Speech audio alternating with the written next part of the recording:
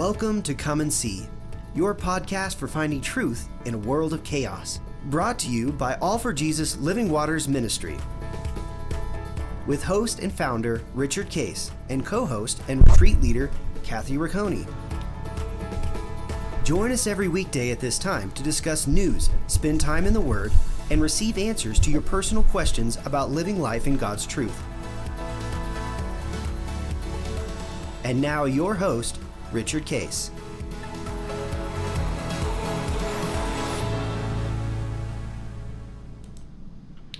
Well, good morning, Kathy. How are you doing? Good morning. Doing great. How are you? Good. This is airing toward the end of July, so we're getting through summer. Interesting stuff. And, of course, you'll be, I think when this airs, you'll be, driving back your son. Too. I was going to say I'll probably either be in Colorado at this point or be on the road back from Colorado. Yeah. Yes. Yeah. One of the two. When does he go back to school, or is he done? No, he's not done yet. No, he's still got one more semester. He'll go back the end of August, but we've got some fun things planned for the month of August. I think I told you we're taking the kids all to Ireland. Yep. And just got some fun family stuff going on for that month. So it'll be nice to have him home. And Liv gets back from Africa that first week of August also. So he'll Great. be ready to see her. Fantastic. Well, it'll be great, and hope he's having a good summer here in Colorado. So I know he enjoys the outdoors. That's for sure. He is loving it. Lots of camping and off-roading, and thoroughly enjoying it. Yeah. Yeah. Well, yesterday we had talked about we're in the context of the covenant. We talked about what's it going to be like in heaven, and is there going to be sorrow in heaven because, and if we bring our own human emotions with it, and think about things that could have been or should have been or were different, aren't we going to be sorrowful? And particularly those that are around us that we, because all of us have people around us that we really would like to know Christ, but they haven't received it and may not. And if they don't, they'll be separated from him in eternity, we know. And won't that make us sad? And we talked yesterday about the fear of the Lord is to believe what the Word has to say is true as a beginning point. And it says the answer is no. There'll be no sorrow, no tears, no pain, no grief. So we know that's true. Right. What we don't know is how does that all work? Since we're going to have relationship, we're going to have remembrance, there's certain things about it. So what happens? Something happens, and all we can say is, well, it's going to be great. And there isn't any sorrow for some reason. Right, because we can stand on his truth. He says what he says is true and faithful. Yeah. And so as we've talked about it, my understanding is that he wipes away the consciousness of that, so that literally, you don't think about it. And it's kind of an interesting. It's a little bit of the human condition when you think about it. Is even today, as you look past over your past life, there's a lot of things that were really unpleasant that literally you can't even remember them.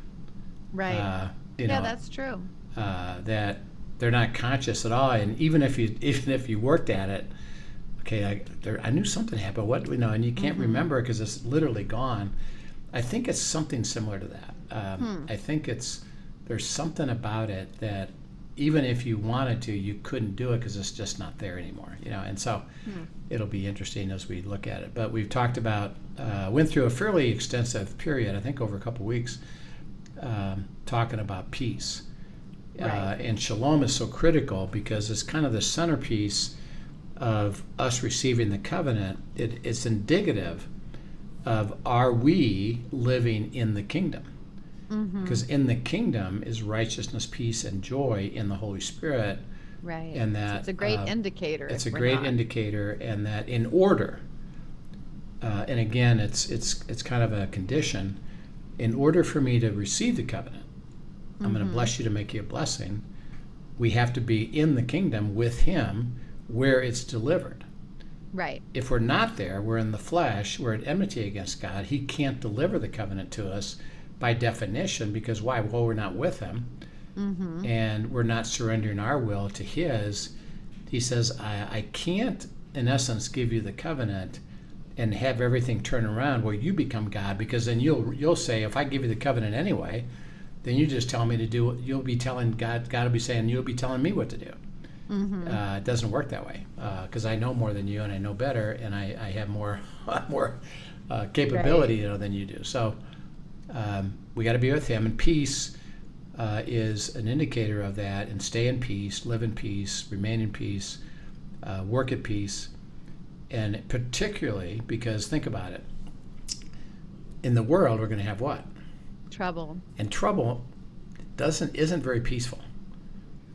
Because it's problematic. It's, oh man, this is unpleasant.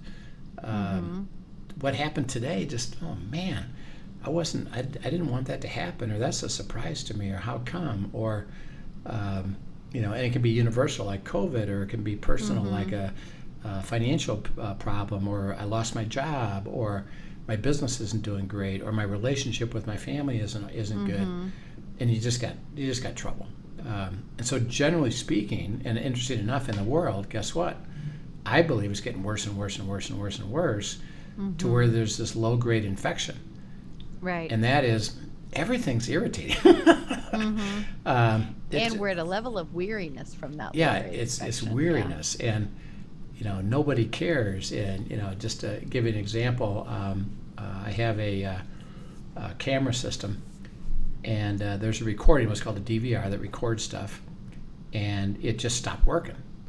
I brought it brand new, maybe 5 months ago. It stopped working. Okay, what do you want me to do? Send it back, and we'll see what we can do. See if we can fix it or give you a new one. So, okay, I send it back, and it's taking a week or two or three, and finally they said, okay, we found the problem. We're going to replace this power supply and send it back to you. Okay, great. So they sent it back now almost 2 weeks ago. And they gave me the tracking number. Right. Yeah, okay, a week later, it should have been here. Okay, yeah. I track it, and you can look online, I track it, and it's in Denver. It's been in Denver for a week. Oh, you're kidding. But they're not delivering it to me. And still not delivered, yeah. So it's irritating, frustrating, and by the way, annoying. a typical of stuff these days that it just doesn't work as well anymore. And now I got to do something about it.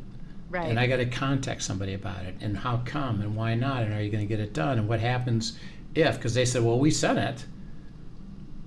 And if I don't receive it, then what's going to happen? Right. And so I could easily be part of this low-level infection of that stuff happens all the time anymore, because nobody really cares anymore. Nobody's paying attention, and we're the recipients of that. So that it's easy, because of the conflict and the trouble in the world, is to not be in peace. And then two is there's people around us that are working against us all the time. And this could be family members, it can be friends, it can be church, it can be service people, it can be all kinds of people around us, and we're never exempt from those kind of things happening all the time. So think about how easy it is not to be in peace, because the world is full of difficulty. Right. And God says, coming at you from all sides. He says, interesting enough, one of the benefits of, one of the blessings is for me to keep you in peace regardless of what's going on. And the way to do that is stay with me and let me work you through resolution to issues, to people, to situations. And you can know that you know it's going to happen, and therefore relax. And stay there. By the way, if you stay there, I can bless you. So it's really cool. And so this next one is another condition. These are conditions that God lays out in order for us to receive the covenant. This next one is I need to actually stay in the flow of the covenant. It's kind of interesting. Okay. Stay in the flow of the covenant. So we'll talk about that a little bit. So let's go to Isaiah 54, 10, first of all. Okay. Isaiah 54:10 says, "For the mountains shall depart and the hills shall be removed, but my kindness shall not depart from you, nor shall my covenant of peace be removed, says the Lord who has mercy on you." Okay. He indicates in verse 10 that the mountains and the hills are basically falling apart. What does that mean? Your world is crumbling. Mm-hmm. He says, yeah, I know, your world is crumbling. So he said, okay, I get that. But my kindness will not depart from you. Right. Nor shall my covenant of shalom be removed. It's there because who's saying it? The Lord, who has what? Mercy. Mercy. On you. Okay, now here's something cool. The word mercy is covenant loyalty. Yeah. On the Lord, who is loyal to the covenant on your behalf. And no matter what. So what he's saying is, yeah, I understand that your world may be crumbling. And by the way, But that doesn't change my ability to deliver covenant to you. It's not unusual. Don't think I'm removing you from that place. There's going to be times when even to that level, it seems to you like, man, the whole thing's falling apart. He says, but my covenant is going to stand, and you can trust that my loyalty to the covenant is so because that's my nature. And it's directed toward you absolutely 100%. And that's why we as believers got to be careful not to fall into, well, yeah, you're a lucky one and I'm not. Well, what we're really saying is that, well, God's truth only applies to a few people. Right. And I guess he just willy-nilly decides not to do it for me because I'm not part of that group. He says, no, it's my nature is covenant. I'm going to bless you to make you a blessing. You can count on it. Now, of course, our issue is, well, I got a problem. He says, yeah, I know. And guess what? I want you to take care of it. If you're going to bless me, my view of it is, well, take care of it right now. Right. And fast. And God says, well, I didn't say when, and I didn't say how. So it may be a while, but you can believe it's going to happen because I will resolve it, and I'm working all kinds of stuff together. And trust me because I'm loyal to the covenant. Okay, now jump over to same book, Isaiah 55, 10 to 12. For as the rain comes down and the snow from heaven, and do not return there, but water the earth, and make it bring forth and bud, that it may give seed to the sower and bread to the eater, so shall my word be that goes forth from my mouth. It shall not return to me void, but it shall accomplish what I please, and it shall prosper in the thing for which I sent it. For you shall go out with joy and be led forth with peace. The mountains and the hills shall break forth into singing before you, and all the trees of the field shall clap their hands. Yeah. So he says that because I'm loyal to the covenant, I'm going to do what? Speak. Speak to what? Your situation. What's going on with you? And he says, I'll speak to it. And my word that goes forth from my mouth, so God says, I'm speaking it. And remember the beauty of this, which goes back to the truth of the world was created how? By the spoken word of God. By what God spoke from his mouth. So that spiritual trumps the material. Yes. And he said, so the power is in my word of what I say, and what I'm going to say is both two things. My promise to you, what I will fulfill, and two is my invitation for you to follow me to get to that place. So it's not about, my will isn't all about you, God speaking. It's really about me delivering to you the covenant, and I just need to get you to the right spot to receive it, because I know more than you. So I'm going to speak it. And he says, when I speak it, it will not return to me. What does the word say there in verse 11? It will not return to me void. It will not return void. Yeah. Okay, what does that mean? So it's not going to return empty. It's not going to not accomplish anything. Yeah, so in other words, it's not a suggestion. Right. It's, well, I hope that, you have a good day, Kathy. I'm not saying anything really. I'm just giving you a suggestion and a wish. I'm wishing you well. I hope you do well today. And maybe yeah, maybe no. I don't know. We'll see. Whatever. Right. But if he speaks it will happen. But he says, I'm going to deliver to you healing today. I'm going to deliver to you what my word says, and it will be prosperous. And the word there is it's going to succeed exactly how I say it. I'm going to fulfill it. And for the purpose which I do it. Yeah, yeah. So that, when David, was faced with Goliath, he came and his brothers were there, and he was just saying, how's it going?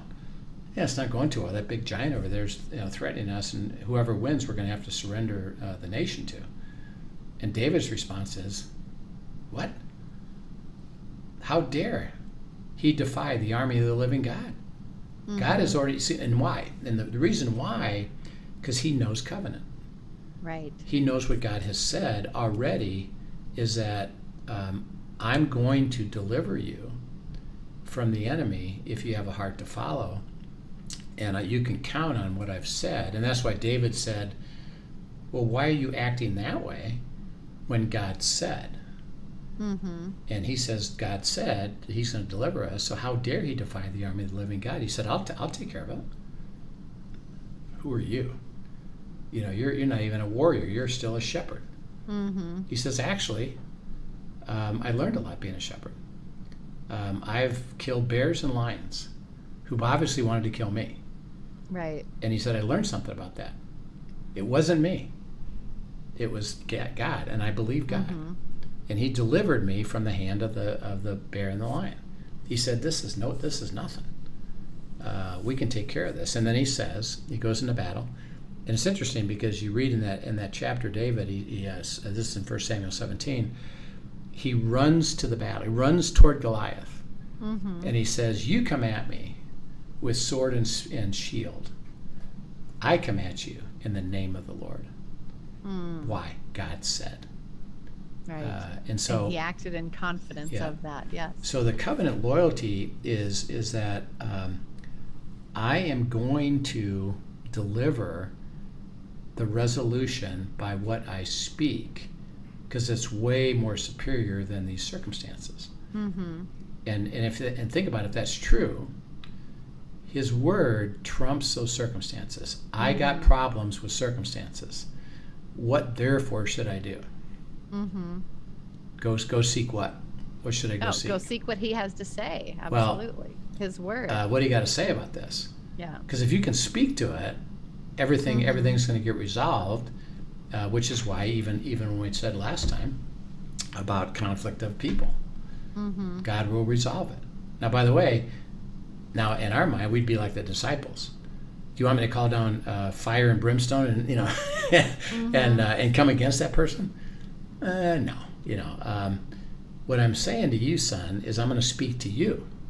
I want you to let it go. Vengeance is mine, saith the Lord. You let it go. I'm speaking, let it go. And let's go to the freedom of the beauty of the covenant that I'm going to deliver you, because my word doesn't return void. It fulfills what it says, including my instruction to you, right? So that you respond to the truth of what I say. Why? Because I'm loyal to the covenant. In other words, stay in the flow of the covenant. Don't walk away from it. Okay, now go over to Ezekiel 34. This happens to be a beautiful set of verses. We actually use this in our abiding retreat because we have people use this to go hear what God has to say. But go to Ezekiel 34 and read verses 25 through 30. I will make a covenant of peace with them and cause wild beasts to cease from the land, and they will dwell safely in the wilderness and sleep in the woods. I will make them and the places all around my hill a blessing, and I will cause showers to come down in their season. There will be showers of blessing.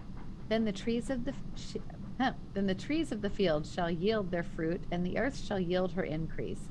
They shall be safe in their land, and they shall know that I am the Lord, when I have broken the bands of their yoke and delivered them from the hand of those who enslaved them. And they shall no longer be a prey for the nations, nor shall beasts of the land devour them, but they shall dwell safely, and no one shall make them afraid. I will raise up for them a garden of renown, and they shall no longer be consumed with hunger in the land, nor bear the shame of the Gentiles any more. Thus they shall know that I, the Lord their God, am with them, and they, the house of Israel, are my people, says the Lord God. Yeah. So he says, I am going to make a covenant. So I'm making the covenant. and remember, there's no condition here. It doesn't say some of you are lucky, some aren't. I'm making a covenant with my children, and you can count on it. And I'm going to have you dwell safely in the wilderness and in the woods. Okay, now the wilderness and the woods, particularly in those day and age, was pretty unsafe place. Open to animals, open to enemy, all kinds of dangerous stuff. He said, while you're in that dangerous place, I'm going to protect you. And your life is going to be full of danger. I'm going to protect you. He says, I'm going to make everything around you a blessing, and showers of blessing are going to come down in their season. And your trees will yield fruit, and the earth will yield increase, and you'll be safe. So that he says that covenant implies that you're going to enjoy life abundantly in all regards. You're going to be fruitful. What you put your hands to is going to be fruitful. God says, I'm going to bless you and the places around you. Now, this is kind of cool. So really, you carry what? God's blessing. You carry the blessing. Wherever you go. And the people who associate with you, guess what? They get blessed too. Why? Well, they're in your place. Right. And so your children, your husband, your wife, your family, your friends, your small group, there's a blessing that comes because they're attached to the place you are. And he says, as you walk through life, you carry the blessing. You're both the recipient and the giver away of the blessing. He said, what a privilege that is. And then he says, your yokes, bands of your yoke, and those that enslave you, I'm going to break those from you. Okay. Now, when you think of something that yokes me up, yoking is constraining me. It's encumbering me, and it's hard to move. Right. Okay. And burdensome. What burdensome? That's a good word.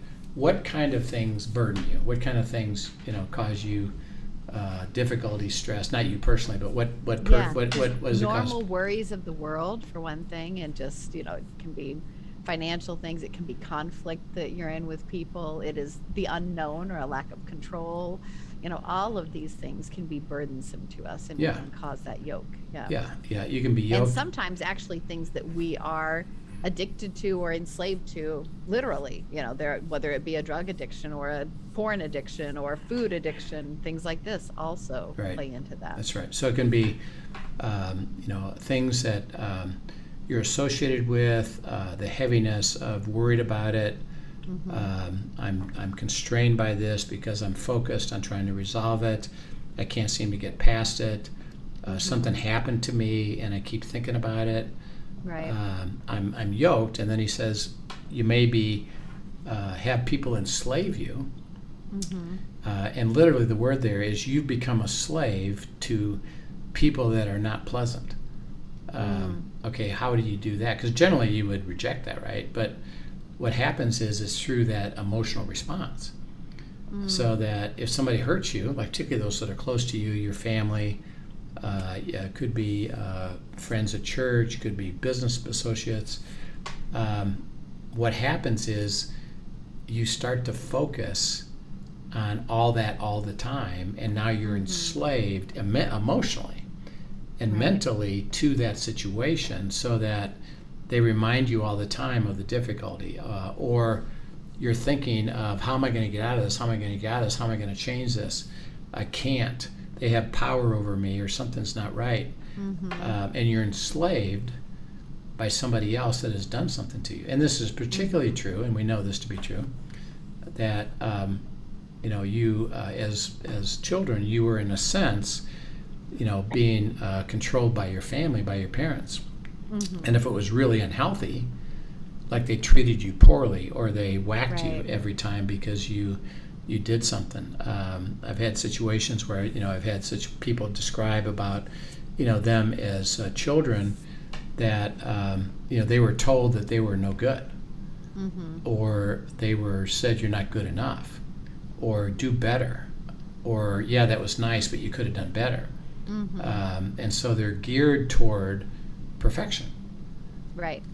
Well, they're enslaved by what happened that somebody did with them, and now they could be even 50, 60 years old, still enslaved by that because insecurity or fear, or I'm trying to get dad to approve of me, still, because I've been yoked up or enslaved by somebody.